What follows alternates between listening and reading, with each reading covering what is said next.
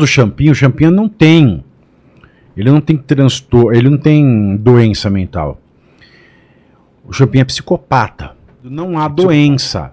Então, um psicopata sabe que é crime, sabe que é mal, mas ele não se importa. É diferente de um surto psicótico, de um surto de esquizofrenia.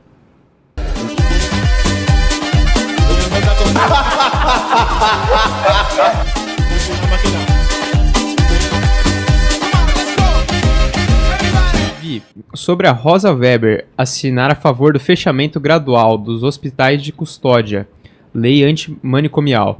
Chapinha ou assassino de Friburgo imputáveis podem sair livres? Sim. A Rosa Weber também tem um acordo para fechar os manicômios judiciários, né? Que são os locais de tratamento para inimputáveis, pessoas que cometem crime, mas não têm noção da realidade. O Champinha, ele está num hospital psiquiátrico, mas o Champinha não é louco. O Champinha, ele está no hospital psiquiátrico por uma gambiarra. Ah, é? O Código Penal fala o quê? Cometer um crime, a gente responde. Quem não pode ser condenado por um crime? Os inimputáveis. O que é o inimputável? Aquele que não tem consciência de estar cometendo um crime. O Código Civil antigo falava os loucos de todo gênero. Por exemplo, uma pessoa num surto de esquizofrenia, por exemplo, ela não discerne o que é o certo e o que é o errado, e ela cometeu um crime. Ou uma pessoa oligofrênica. Enfim, isso é um dado de uma doença psiquiátrica que pode causar uma situação permanente de não consciência do que é o certo, o que é o errado, o que é crime, o que não é, ou temporária. Aí tem que ser durante a crise, como o caso do esquizofrênico, ou um surto psicótico.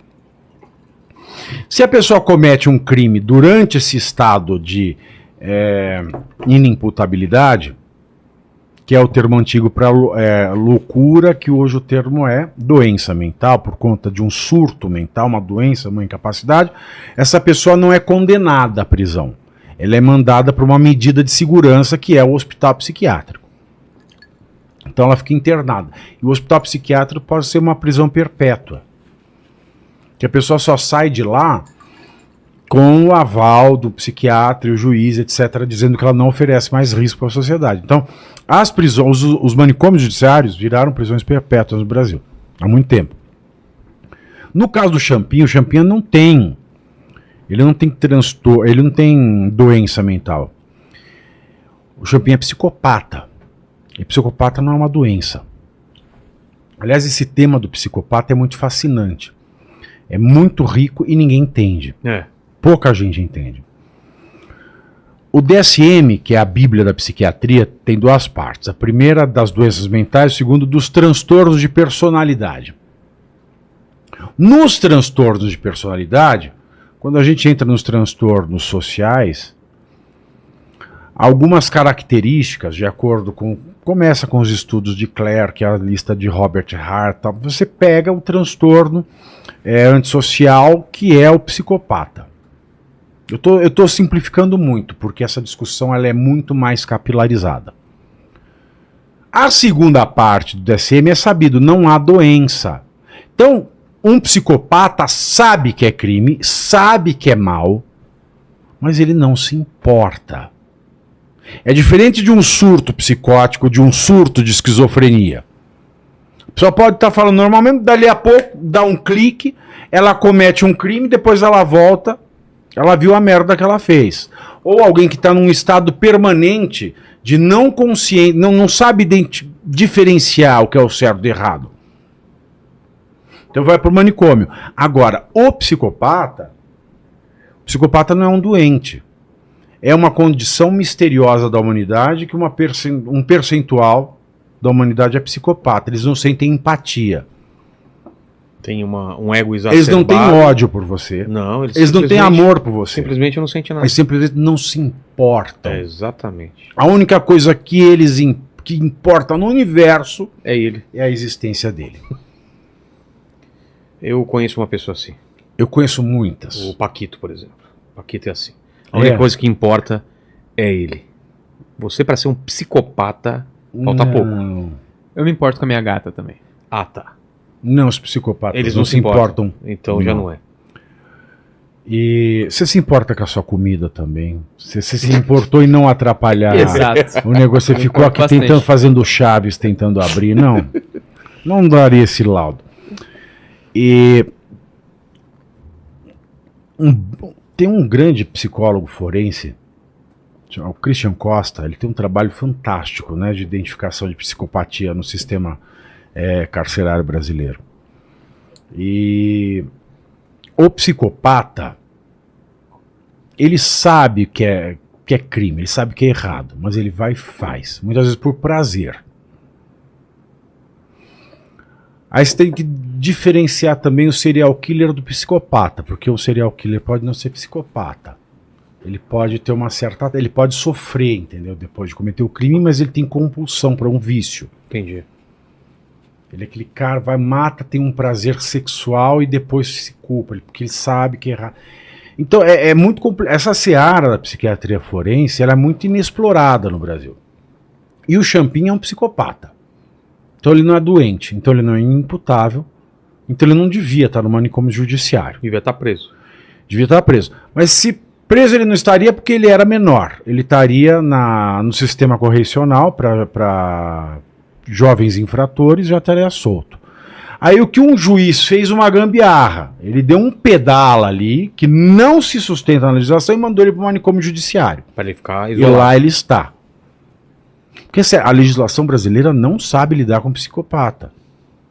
E o sistema prisional só potencializa o psicopata. Porque o psicopata ele pode ficar o rei do cárcere. Ele domina aquela situação. Não tem tratamento.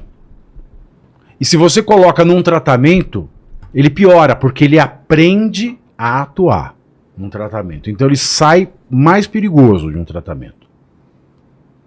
Então não tem o que fazer com o psicopata. Aí jogaram o Champignon no manicômio judiciário para não sair mais. Mas aí a Rosa Weber assinou lá o acordo para até acho que 2026, eu não lembro se é o ano que vem ou 2026, os manicômios judiciários vão acabar no Brasil. E Champignon vai para a rua. Nossa. E a Rosa Weber, ela fez isso.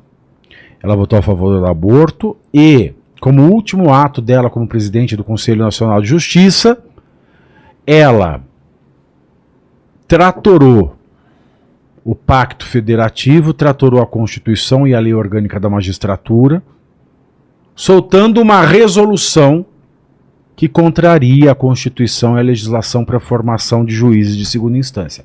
Aí eu pergunto, a resolução do CNJ vai valer como lei?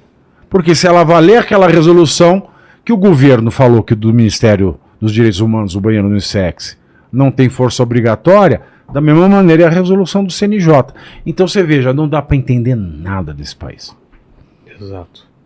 Aliás, até dá para você entender que esse país não faz sentido, que esse país não é uma democracia e que esse país está num salve-se quem puder do caramba. Então, primeiro C, você curte, que é o preço deste programa. Quanto vale o ingresso para ver este palhaço neste picadeiro bonito? Vale uma curtida. Vale o seu like, o seu joinha, o seu gostei. Então, a sua obrigação é curtir. Se puder, comente, porque quem comenta ajuda no engajamento. Então, primeiro C é curtir, segundo C é comentar, o terceiro C, o que seria muito louvável, seria você compartilhar. Tem um link que é a setinha, uma setinha assim, meia bomba. Sabe aquela a setinha da pipa do vovô que se esforça? Você vai lá, copia o link, cola no seu Orkut, no seu Facebook, no WhatsApp, no Telegram, manda sinal de fumaça a pombo correio, não é pombo correio do banheiro, é o pombo correio que leva as mensagens, você passa para todo mundo que você gosta, para quem você não gosta, você também passa. Então, ó, curtiu, comentou, compartilhou, e se puder, se quiser, se o seu bolso comportar, e se seu coração assim permitir, contribua com este programa que vai substituir o Jornal Nacional. Olha que pretensão maravilhosa, hein? Se liga, ô Bonner, nós vamos derrubar o Jornal Nacional. Esta é a meta.